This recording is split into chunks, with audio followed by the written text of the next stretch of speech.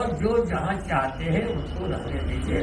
बहुत बहुत धन्यवाद। लेकिन हम लोग एक साथ जब बैठेंगे, नियम में आप संशोधन करेंगे।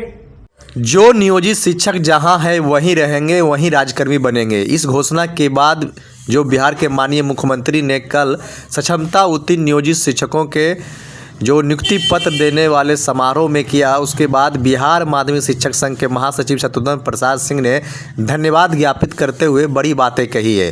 बिहार माध्यमिक शिक्षक संघ के महासचिव शत्रुघ्न प्रसाद सिंह ने कहा है कि बहुत जल्द हमारे जो संगठन है और भी जो संगठन है उनकी मुलाकात सीधे बिहार के माननीय मुख्यमंत्री से होगी और फिर शिक्षकों का ऐच्छिक ट्रांसफ़र होगा। जिस तरीके से कल पटना में नियोजित शिक्षकों को जो सक्षमता उत्तीर्ण होकर विशिष्ट शिक्षक बने हैं उन्हें नियुक्ति पत्र दिया गया, औपबंधिक नियुक्ति पत्र। उसके बाद माननीय मुख्यमंत्री ने जो बातें इस अवसर पे कही, उसके बाद नियोजित शिक्षकों की बल्ले बल्ले हो गई और संगठनों ने उनका धन्यवाद ज्ञापित किया। हालांकि एक चीज़ को लेकर नाराज़गी व्यक्त किए है कि अब शिक्षकों का ऐच्छिक ट्रांसफ़र कीजिए, जो जाना चाहते हैं उन्हें जाने दीजिए, जो नहीं जाना चाहते उन्हें रहने दीजिए, और जो वर्षों से शिक्षक काम कर रहे हैं उनकी सेवा का गणना कीजिए। जो भी चीज़ें हैं, जो जायज़ चीज़ें हैं, उनकी मांग जो है उसकी पूर्ति कीजिए। मंत्री जी ने आज अपने संबोधन के क्रम में यह जो उद्गार प्रकट किया कि जो नियोजित शिक्षक जहां कार्यरत हैं वहीं वे राजकर्मी बनकर के रहेंगे। इस घोषणा के लिए बिहार माध्यमिक शिक्षक संघ की ओर से उनका धन्यवाद करता हूं। और इसी के साथ जो उनका उद्गार है, यह जो नियमावली संशोधित करने का उनका इरादा है, उसी अनुरूप उसका संशोधन कर दें, सामूहिक तबादला की नीति समाप्त करते हुए ऐच्छिक तबादला कर दें और इससे गुणात्मकता भी बरकरार रहेगी। तनाव मुक्त होकर के हम शिक्षक सभी जो उनकी महत्वाकांक्षी योजना है छात्र छात्राओं को अब बेहतर शिक्षा प्रदान करें, हम ऐसा करते आ रहे हैं और भी बेहतर ढंग से अध्ययन अध्यापन में शिक्षक लगे।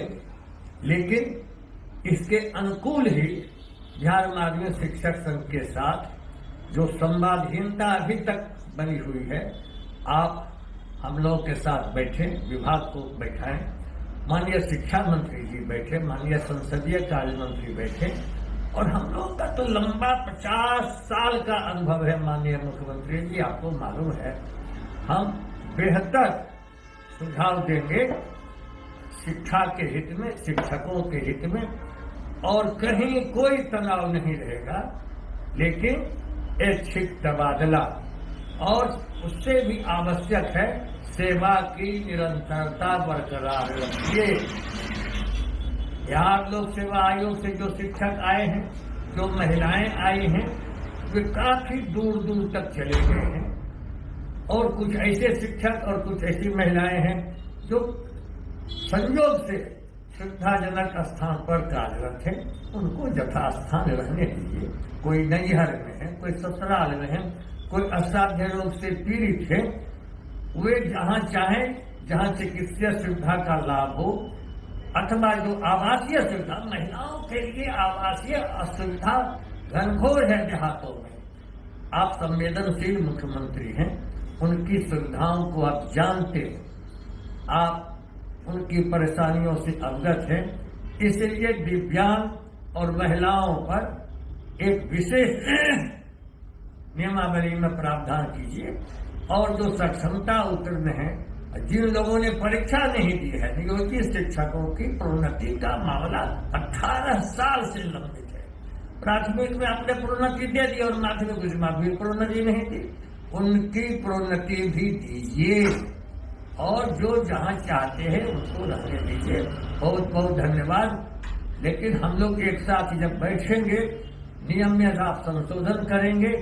अभी आंशिक धन्यवाद हम दे रहे हैं माननीय मुख्यमंत्री जी, तब पूरा धन्यवाद देंगे जब हम और आप बैठ करके संतोषजनक और फुल प्रूफ नियमावली हम लोग बनाएंगे, तब जाकर के एक बेहतर विकास, बिहार का विकास शिक्षा के क्षेत्र में अभूतपूर्व काम जो आपने किया है, इतने बेरोजगार प्रशिक्षित नौजवानों को बहाल करके, इसके लिए फिर एक बार आपका धन्यवाद।